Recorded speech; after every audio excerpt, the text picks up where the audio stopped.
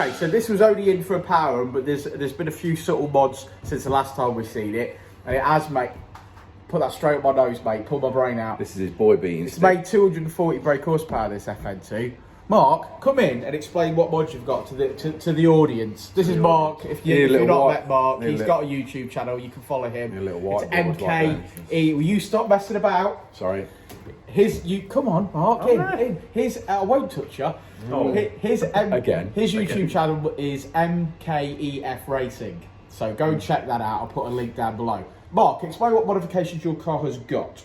So engine-wise, if we start from the block, so you've got the JDM FD2 cams, you've got the RRC inlet, the Jap Speed 421 manifold which you guys fitted, and the TDI North 3-inch exhaust, which we fitted the second time round, correctly, the right way round this time. Resonator box was the wrong way round, yeah. And catching on everything, and the latest addition was the hybrid racing induction kit, which we got from you guys, and hybrid racing. Rich kindly fitted. Sounds immense, don't it? It sounds incredible, yeah. Much deeper than the engine kit. So deeper. He said deeper. He did say deeper. Yeah. You can't get away with it around here. He's trying to turn me on. Yeah. It's not love if it doesn't hurt. That's right. Yeah. Yeah. So anyway, great. It's made 240. That's probably it is the highest brake horsepower FN2 we've ever had on any mods. That's for sure. Yeah. Still a little bit of work to do on this car. We've got some more development work to do with Mark. We've talked about stepping the throttle body size up. We're still on standard throttle body, so we're going to step that up, and we're also looking at more aggressive cams, which Mark has already got. So we're going to do both of those mods probably together, to be fair. And that means I'm having your cams then. Yeah, and then remap again.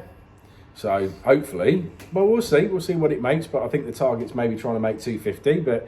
So it sounds like, it doesn't sound like a lot, it's 10 brake, but at 10 brake, is a lot to make when you're already at 240. So we'll see how that goes. Yeah, cool. Bit of nice safe 250. You want to have a look at the graph? And it won't catch fire. You can have a look at the graph. It won't catch fire because it's not got a turbo strap to it. I didn't say that, you did. Oh, did I? Oh. No, I think it'd be great. It's an events car, I love it. It's a track weapon, that's its purpose. It's completely stripped out inside, it's got a roll cage, so if it was ever going to be track ready, this is the one. And yeah, I like it a lot. It's not comfortable on a daily. It's not comfortable. No, not for daily. Yeah, but that's not what the car is, though, is it? No. So does it really matter?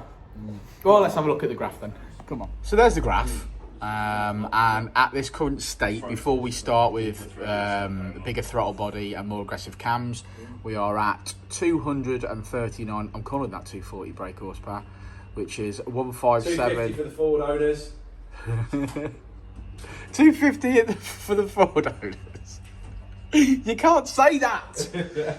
I just did. Oh, okay. So there we go. So thanks for sticking around to the end of the video, guys. Like and subscribe and all that jazz. I've been Daniel. He's been Mark from MKEF Racing. We'll drop a link below. Go follow him.